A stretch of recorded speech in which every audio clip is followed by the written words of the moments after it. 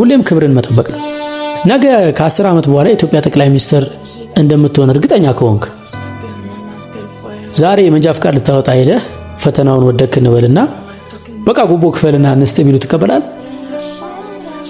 አትቀበልም አይደል? ለምን? አረ ነገ ጠቅላይ ሚኒስትር ሲሆን ትላንት እኮ ጉቦ ሰጥተህ ነው በጉቦ ነው መንጃ ፍቃድ ያወጣው ብለው ያዋርዱኛል ብለህ ትፈራለህ። ነገ ስኬታማ እንደምትሆን እርግጠኛ ከሆንክ ዛሬ ከክብር አታንስም። ክብርን ትጠብቃለህ። ጉቦ አትሰጥም፣ አትልከሰከስም። ሴት ከሆንሽ ማንነትሽን አሳልፈሽ አትሰጪም፣ አትልከሰከሽም። ስንት ሴቶች ናቸው ፊልም ተሰሪ ሆነው ታዋቂ ለመሆን ብለው ክብራቸውን ለሰው የገበሩት? ስንት ሰው ነው ሙስና እየሰጠ ስራ የሚቀጠረው? ስንት ሰው ነው የተጭበረበረ ነገር እየሸጠ ገንዘብ ለማግኘት የሚሞክረው? ስኬታማ እንደምትሆን እርግጠኛ ከሆንክ ዛሬ ክብርህን የሚነካ እድል ሲመጣ ይለፈኝ ነው የምትለው። እስቲ አንድ ምሳሌ ልስጣችሁ። ረጅም ጊዜ ስራ ተቀምጠህ በጣም ጸሎት እያረክ ባለበት ሰዓት አንድ የስራ እድል መጣ። ያ የስራ እድል ደሞዙ 100,000 ብር ነው። የስራ ሰዓቱ በቀን 8 ሰዓት ብቻ ነው። ወደፊት ውጭ ሀገር የሚሄድ እድል አለው። ግን የሚቀጠረው እድሜው ከ21 ዓመት በላይ የሆነ ሰው ነው። አንተ እድሜ 20 ነው እና ኢንተርቪው ትደረግ ሄዳ ታውቃለህ የእድሜ ገደቡን። እድሜ ስንት ነው ሲሉ ስንት ትላለህ ነው ጥያቄው። እንግዲህ ስራ ተቸገረ ከርመ ጸሎት ስታረክ ከርመ ነው የእድል የመጣው። እስቲ ከመቶ ስንት ሰው ነው እውነቱን የሚናገረው እድሜ 20 ነው የሚለው? ዓለም ላይ ነው፣ ኢትዮጵያ ውስጥ አይደለም ማወራችሁ። የትኛውም ዓለም ይሁን አረ ይሄማ እግዚአብሔር የሰጠኝ እድል ነው ብለህ 1 ዓመት ጨምረህ ትናገራለህ አረ ዋሽተህ ትቀጠራለህ። ከአስርቱ ትእዛዛት አንዱ ምንድን ነው የሚለው? አትዋሽ እኮ ነው የሚለው። በጣም ትልቁ እግዚአብሔር የሚጸየፈው ኃጢአት ውሸት እኮ ነው። እንዴት ዋሽተህ የምትበላው እንጀራ እግዚአብሔር ይሰጣል? አረ እንደው እግዚአብሔር ያሳያችሁ። በጣም ብዙ ሰው አጠጋግቶ ኃጢአትን የእግዚአብሔር ስጦታ አድርጎታል።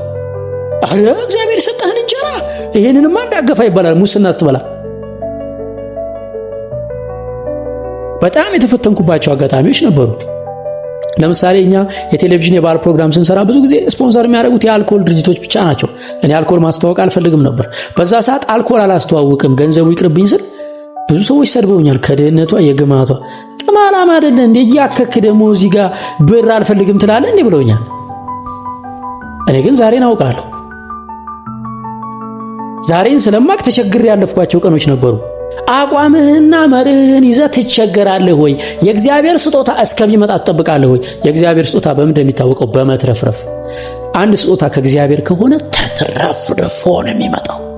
እንኳን ዋሽተህ አጭበርብረህ እድሜን አጠጋግተህ ምናምን ተሽለጥለጥ አይደለም የምትገባው የእግዚአብሔር ስጦታ ውስጥ። አዳም ገነት ሲገባ እየዋሸ እየቀጠፈ እየተደበቀ ነው እንደሚበላ የነበረው። ውሃ እየጠፋ አንድ ቀን እየጠፋ አንድ ቀን እየመጣ ነው ውሃ ሲጠጣ የነበረው አዳም።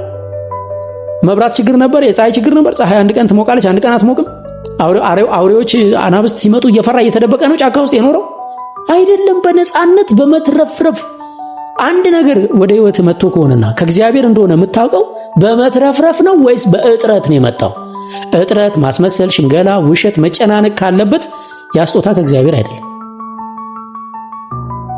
ነገር ግን መትረፍረፍ፣ ጸጋ፣ በረከት፣ ደስታ ካለበት፣ እውነት ካለበት ያ ስጦታ ከእግዚአብሔር ነው። አሁን እንግዲህ ጸሎት ስታረግ ሰይጣን የእግዚአብሔርን ስጦታ ስለሚያከሱ አስቀድሞ አንድ ደስ የሚል አንተ የምትጓጓው አይነት ነገር እድል ያመጣል ሰይጣን። ግን ያን እድል ሲያመጣ በምንድን ነው የምታውቀው ሰይጣን መሆኑን? ከእግዚአብሔር ከአስርቱ ትእዛዛት ከእግዚአብሔር ሕግጋት አንዷን ግን ጥሰህ ነው የምታገኘው ያን። እንደዛ ከሆነ ያ የእግዚአብሔር ስጦታ አይደል። ስለዚህ ክብርህን ጠብቅ። በቃ ስኬታማ መሆን አይቀርም አይደል? ታዲያ ምን ያንገበግባል? ከፍ ማለት ትልቅ መሆን አይቀርም አይደል? ምንድነው የሚያንገበግብህ ታዲያ? ይሄ ስራ ቢያመልጥ ሌላ ስራ የለም? ይሄ ባል ቢያመልጥሽ ሌላ ባል የለም? ይሄ የውጭ ድል ቢቀር አንዳንድ ሰው በጣም ነው የሚገርመኝ። ውጭ ሀገር ለመሄድ የውሸት ዶክመንት ጳጳሱ ከእንትን ሀገር ይላኩልኝ ይላል። አንተ ጳጳሱንም የውሸት ተባባሪ ሊያደርጋቸው ማለት ነው። ቤተክርስቲያን ተጻፍልኝ ዲያቆን ነው ብላ ይላል። ውጭ ሀገር ለመሄድ እኔ ጠይቀኝ ሰው አለ አሜሪካን ሀገር እንደሄድ ውጭ ሀገር እንደሄድ እንደ ጳጳሱ ዲያቆን ነው ብላ ያስዱኝ ማለት እንደው በጣም ፈጣሪ ይቅር ይበል፣ አንተን ይቅር ይበል። መጀመሪያ በምሕረቱ ይጎብኝ። አንተ መዋሸት ሳይንስ ጳጳሱ ካንተ ጋር ያዋሹ እንዲህ እኮ ነን። ክብርህን ለምን እንደማትጠብቅ? በቃ ትልቅ ትሆናለህ አይደል? ንጽህናን ጠብቃ። ነገ እኮ ትልቅ ትሆናለህ። ስትሆን ቢወራ የሚያሳፍርህን ነገር የሚያዋርድህን ነገር ዛሬ ማድረግ የለብህም። ካመንክ ያላመነ ሰው በአፉ የውሸት ስኬታማ ሆናለሁ ይልህና አቋራጭ ሲያገኝ ይታጠፋል። ያመነ ሰው ግን አቋራጩን አይጠቀምም። ረጅሙን ርቀት ለመሄድ ይፈቅዳል። ሌላው እንግዲህ ስኬታማ ለመሆን ከሰው አለመጠበቅ ነው። ብዙዎች ቁጭ ብለው ከሰው እየጠበቁ ነው። አባቴ ብር እስኪሰጠኝ ንግድ ልጀምር ነው። አባቴ አጎቴ ከአሜሪካ ይመጣል ወስድሻለሁ ብሎኛል። አያቴ ፒሲ ገዛላለሁ ብላኛለች፣ እሷ ስትገዛልኝ እና ወንድሜ ትምህርት አስተምራለሁ ብሎኛል። ዩቲዩበር ልሆን ነው አሁን ካሜራ አንድ ጓደኛዬ አለ አሜሪካ፣ እሱ ልክልሃለሁ ብሎኛል ይላል። ከማ እየጠበቅ ይሆን? በስማ ከተው አያረግልን። ለምንድን ነው የማያረጉልን? እንደምን ከስር ስለሚያውቁ እኮ ነው። የገዛ አባት ንግድ ለመጀመር ብር የማይሰጥ ለምን ተቃለ? እንደምትከስር ስለሚያውቅ ብሩ ያሳሰዋል። ለፍቶ ነው ያመጣው። አንተ ያው ልጅ ነህ፣ ድጋሚ ከስረም ትበላለህ። እዚህ ካሜራ አምጣልኝ ምየዋላ ለምን ያመጣልሃል? አያመጣልህም። እሱ ከካሜራ አይደለም የጀመረው ላይፍን በበረሃ በሊቢያ ተገርፎ ተሰቅሎ አሜሪካ ገብቶ ለአንተ ምንም ሳትጨነቅ በቁጭ ብለህ እንዴት ነው ካሜራ የሚያመጣልህ? እንዴት ነው አክስት ሱቅ የምከፍትልህ? በጣም እኮ ነው የምንገርመው። ቁጭ ብለን ነው የምንጠብቀው ከሰው ባለው ያልጀመረ ቢኖረው ማይሰራ አባት ንግድ ልጀምር ነው ብር ስጠኝ እያልከው እየከለከለ ከሆነ ተነሳና እስኪ የቀን ስራ ጀምር። ባሬላ እየተሸከምክ አርማታ ምናምን እየሞላ እጅህ ሲሚንቶ በሲሚንቶ ሆኖ ምናምን ደስ ብሎ ፈገግ እያልክ ፊትን ሳታጠቁር ናና ከዛ ምንድነው ስራ ጀመረ ይባል ቤት ውስጥ እንዴ ልጅ የት ነው የሚውለው? ስራ ጀመረ እኮ የቀን ስራ ትበለው እናት 2 ወር ስራ የቀን ስራው በእርግጠኝነት የምነግርህ አንተ ሳትጠይቀው ከዛ በኋላ ራሱ ምንድነው መስራት የምትፈልገው ይላል። ለምን አያ ቁርጠኝነትህን እማትሰለች መሆን። የቀን ስራ በጣም ከባድ ነው ወንድሜ። 1 ሳምንት ሰርቼ አይቼዋለሁ። ብዙዎቹ አብረውኝ የጀመሩት የመጀመሪያ ቀን አቋረጡ። ለምሳይዱ በዛው አልመጡ።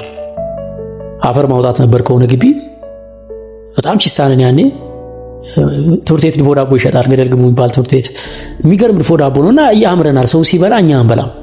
በቃ የግድ መስራት አለብን አለን። ድፎ ዳቦ ለመብላት ብር ያስፈልገናል። ስለዚህ የቀን ስራ ጀመርን። በቀን 15 ብር። እኔ 1 ሳምንት ሰራው የሴራሚክ ረዳት ሆኜ። ሰው ምን ልል ነው? የቀን ስራ እየሰራ ቢያይ አባት ለንግድ የጠየቀውን ገንዘብ አንስቶ ይሰጣል። ለምን? ቁርጠኝነት፣ ፈተናን መጋፈጥ፣ ጠንክሮ መስራትን እያሳየው ነው በተግባር። የታማ ሰዎች ባህሪ ሁሌ ከትላንት መሻል።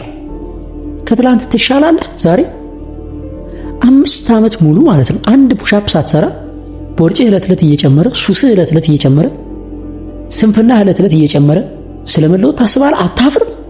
ማፈር ነው ያለብህ። ከትላንት ለመሻል ገንዘብ እኮ አያስፈልግም። ከትላንት ለመሻል የተለየ ዕውቀት እኮ አያስፈልግም። ዘመድ እኮ አያስፈልግም። እኔ ከትላንት ሳልሻል ያቃጠልኳቸው ዓመታት በጣም ዛሬ ያቃጥሉኛል። ማር ከምትፈልጋቸው ቋንቋዎች ከሚጠቅሙ ቋንቋዎች አንድ ቃል በህይወት ላይ ጨምራል። አንድ ፑሻፕ ሰርታል። አንድ አዲስ ሰው ተዋውቃል። ወጥተህ ገብታል። ስራ አጣ። ኦኬ በቃ ተመረቀ። ስራ አጣ። መናጆ ሆነ ቤት ቁጭ ትላለህ። አታፍርም እንዴ? ትላንት እንደውም ዲግሪ የተማርክ ዕውቀት ነበር። ከትላንት ዛሬ ምን ተሽላል? ስራ ፈልገህ አታሃል እናውቃለን። ከዛ ቁጭ ብለህ ሰፈር ታለቃቅሳለች። ሀገር ለተማረ ሰው አትሆንም። ሰርቄ ነው ወይ መብላት ያለብኝ ትላለህ። ከትላንት ዛሬ ምን ተሽልሃል? ጸሎትህ አድጓል። ከትላንት ዛሬ ለመሻል ደግሞ ሁልጊዜ ስልጠናዎች አሉ፣ ትምህርቶች አሉ፣ ዕውቀቶች አሉ። ዩቲዩብ በለው፣ ጉግል በለው፣ ፌስቡክ በለው፣ ሰው በለው። ሁሌ ራስን ከትላንት ዛሬ እያሻሻልክ ከሆነ ደግሞ ከ5 ዓመት በኋላ እዛ ትልቁ የስኬት ማማ ላይ እንደምትደርስ ምንም ሌላ ጠቋሚ፣ ጠንቋይ፣ ነብይ አያስፈልግም። አረጋግጥልሃለሁ። ስኬታማ